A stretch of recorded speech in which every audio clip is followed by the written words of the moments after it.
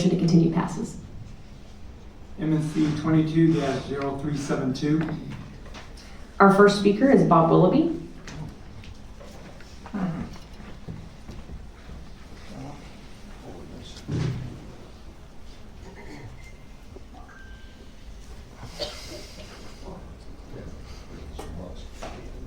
What I understand is that you're asking for a lot more money to retain more lawyers outside to go against Chief Fitzgerald, which was dismissed from this, I don't know all about that case. I understand he was fired from the city, he was a police chief here. And he's fighting to get his job back because he said it was wrongfully done. I know from my experience with the city, that could be very much true. And I don't understand this. Why do you need more money to prove somebody wrong? I don't understand that, okay? And you got some rules to go by or anything? This is just not right, period. And plus the chief that's replaced Fitzgerald does not return calls, will not take answers. I've asked him, he won't do it. Bob, let's stick to this case with. Well, I'm just saying that we need a good chief back, and I think a good chief's out there fighting to get his way back here, and you're fighting to keep him out of here with our tax dollars. Please, let's get a little more clarification on this. What did Chief Fitzgerald do to be fired? Okay, and what's the rules? What does it say? If it shows that he actually broke something, then what is this? I don't understand why you need money to protect yourself here. I mean, you shouldn't have to have a whole bunch. You've got lawyers here on our money already, okay? And you're getting more. You know, it's like what y'all do is wrong with our money, period. I understand Officer Dean has 5 attorneys on his case. Who in God's what police officer can afford 5 attorneys? The way you use our money is wrong. We need more clarification, like Thomas said here. We need more clarification. This, I disapprove of this, okay? 100% until you clarify why we're giving more money to lawyers to keep a good person maybe from coming back to this job. I know from experience with you, you try to ban me from talking here, okay? I know from your experience, you don't answer questions. And our public presentation, we took it away here, we can't speak now, so if we say anything, we gotta slip it in right now, you know? Jared, would you like to come down and take a question out Bob, afterwards? please just stick to the topic. Are you Okay. done? You want to yell, you have to yell afterwards, I'm you not start yelling. yelling. And I'm not yelling, I was trying to ask him nicely, but I don't have to yell when he come down and Bob, take I one question. appreciate you. Go ahead, Just on one topic. question. Here we Thank go. you. Thank you. Thank you. Next speaker is Carrie Hines. Carrie was a phone call, I think. Yes. She answered. Ms. Hines? Hi, I'm Carrie Hines in District 8. I'd like to speak on MC 220372. That's former Police Chief Joel Fitzgerald versus the City of Fort Worth. Currently, we are prepared, it appears, to spend $500,000 for outside legal counsel to fight a man through the summer of 2022. So if he doesn't quit, are we prepared to ask the taxpayers of Fort Worth to pay another $500,000? Where does it end? How much is too much? Either give the man his job back or stop spending our money fighting against a man who will eventually win. We're going to have to settle at some point. So if we do not settle now, then when? And then we'll have to pay his attorney fees on top of that. We've already exhausted $190,000. We've already got another $50,000 allocated for that. Today, you're asking for an additional $250,000. That would be a total of $500,000 through the summer of 2022. When is enough enough? And when will the City of Fort Worth do the right thing? Thank you. Thank you. Our next speaker is Gerald Banks. Let's see, Gerald. It says call, actually, sorry.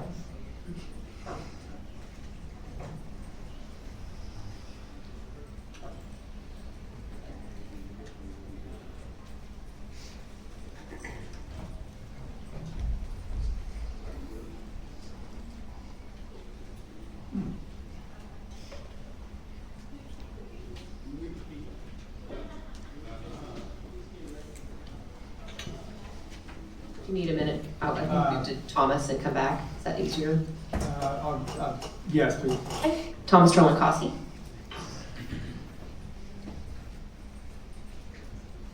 Mayor and council members, a number of the other folks have already mentioned and clarified what this particular outlay that they're voting on is for. It is in fact $250,000 in additional dollars for outside counsel. One of the things I wanted to make sure was clear, especially to my council members, that I appreciate that for the first time, my council member had the opportunity to demonstrate the importance of the particular issue that she spoke out on. And the people in the public like the fact that the council members engage their own constituents, whether they agree or disagree on the subject. So thank you. On this one, for the public's edification only, the people that watch afterwards, this is a lawsuit filed by the former police chief, Joel Fitzgerald. There's a lot of backstory to this. I won't go into all the particulars.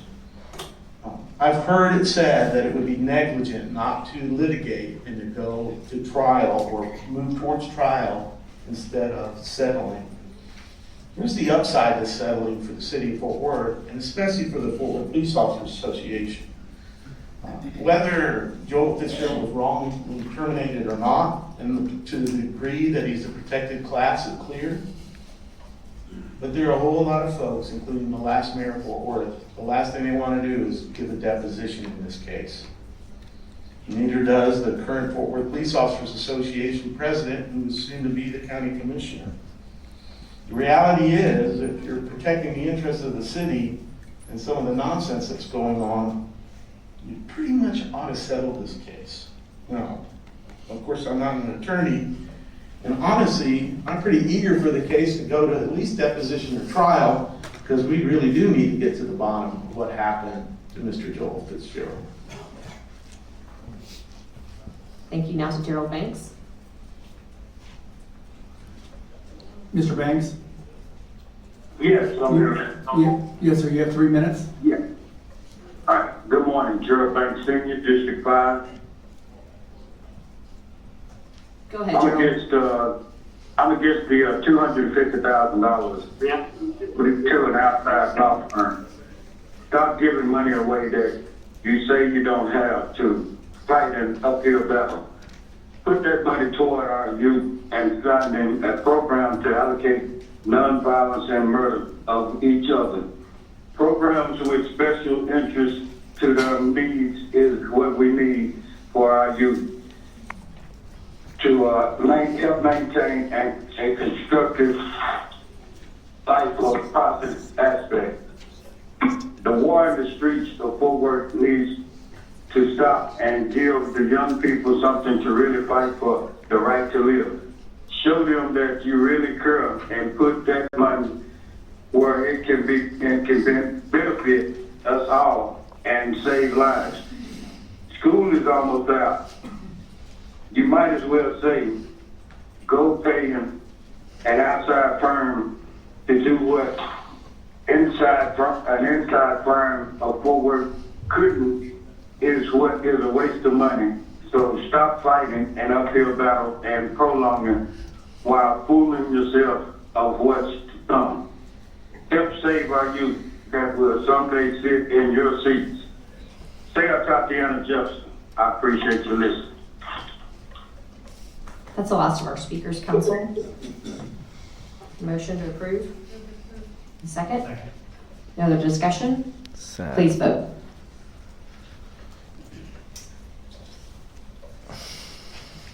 Motion passes. Wow. MNC 22-0376. Thomas Trelinkasi.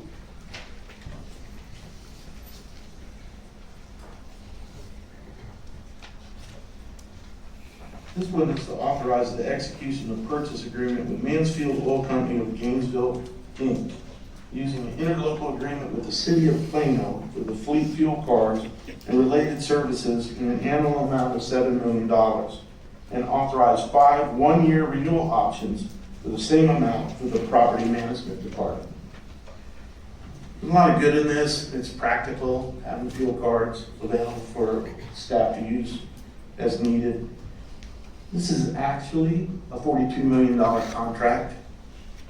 There would have to be something pretty catastrophically wrong not to cover the additional 4 or 5 years that are allowed in this one-year renewal. The problem is the city's gotten into a tendency of letting $5 and $8 and $10 and $12 million contracts. And the difficulty in this is that it is actually anti-free market. Competitors can come along and offer a better deal in some circumstances. Now, this particular supplier might be kind of a single source situation. But once again, with all these young council members, we're neglecting what technology could do.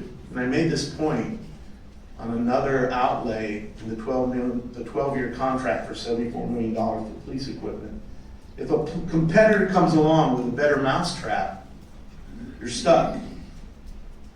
You rely on that supplier, even if they make their own innovations, to give the taxpayer the opportunity to save money. So I think that one thing to consider on this contract and future ones is somewhere in the middle, somewhere where you have an out when contracts like this could be better filled by a competitor. It's the last of our speakers, council. Motion, please. Thank you. Thank you. Any other discussion? Please vote. Motion carries. MNC 22-0380. Thomas Troncasi.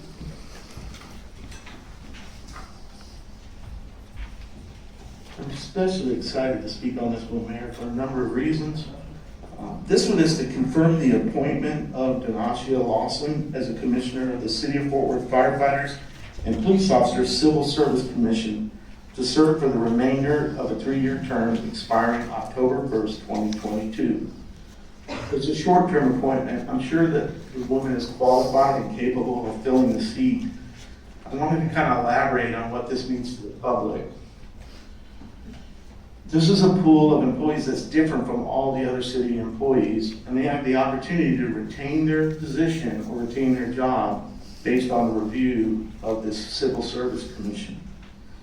The problem, and I don't want to sit on this commission, some of you may not know this, but my nephew is on this commission, is you have to decide whether a firefighter who bites off another man's eyebrow gets to keep his job and pay level. Or if a whole host of police officers, like those on that list, continue to keep their job or actually get to be rehired where they can commit official oppression a second time. This is probably one of the most important commissions that we can put citizens on that have both common sense and the ability to say no more often. Certainly there are circumstances where everybody has a right to work and the ability to retain their job and benefits.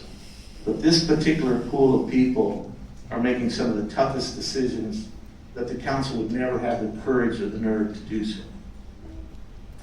It's the last of our speakers. I'm going to turn to Mayor Pro Tem Gina Pibbins. Yes, I just want to ask Ms. Lawson to please stand. Thank you so much for making your service available.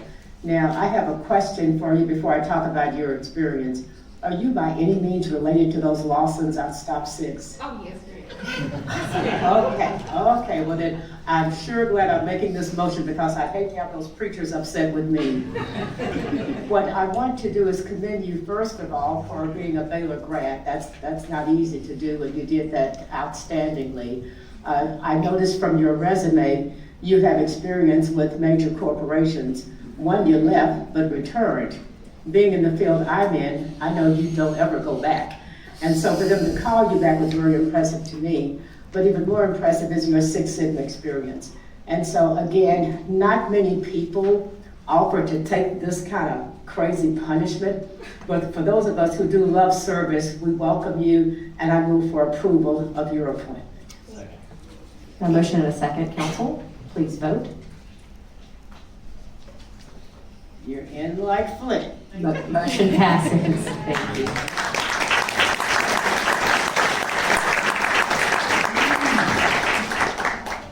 Of course, go ahead, Gina. Just so you know, you really don't have to stay any longer. You're free to go. Thank you. Ms. Lawson. M&C 22-0381. Our first speaker is Carrie Hines by phone, followed by Thomas Sterling Cossey. Ms.